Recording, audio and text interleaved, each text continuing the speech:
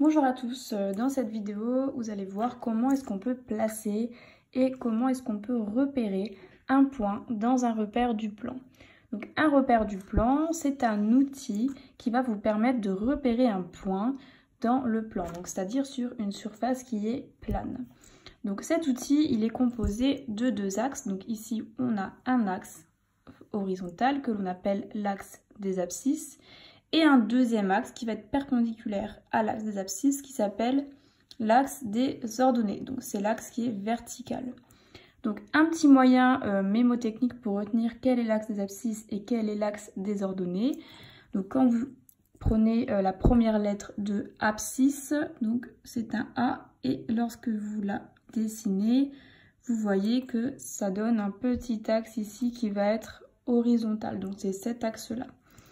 Ordonnée, ça commence par un O. Si vous dessinez la lettre O, vous avez un petit axe qui se dessine, un axe qui va vers le haut, donc un axe vertical, donc ça va être l'axe vertical.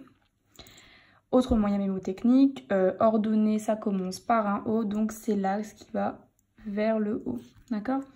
Alors, donc là j'ai placé 3 points, donc A, B et C sur le repère, donc un repère que j'ai tracé. Dans ce repère, on voit que l'unité est représentée par 2 carreaux sur l'axe des abscisses et également sur l'axe des ordonnées. Donc là, on va essayer de repérer le point A.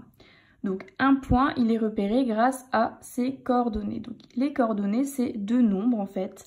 Le premier nombre des coordonnées est le nombre qui correspond à la position du point par rapport à l'axe des abscisses, d'accord?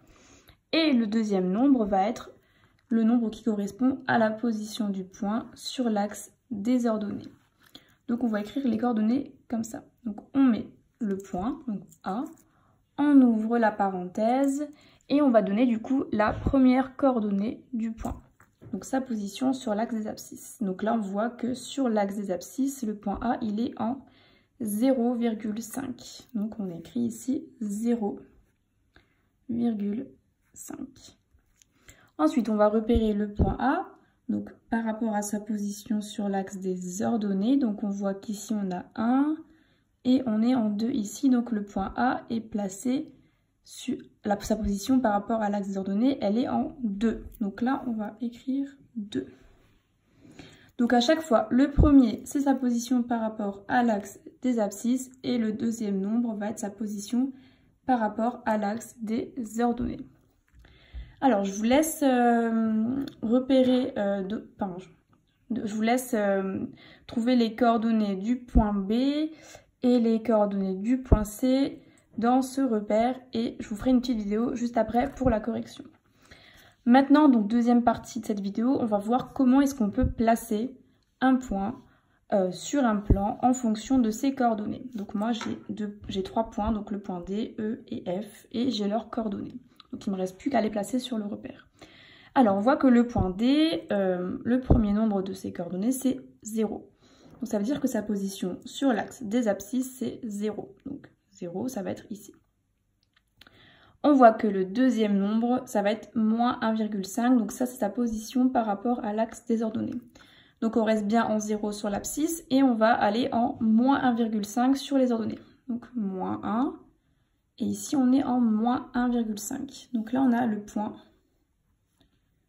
D qui va se trouver exactement ici, dans le repère. Alors, je vous laisse trouver où sont les points E et F et je vous donnerai ça aussi dans la même vidéo qui suit tout à l'heure.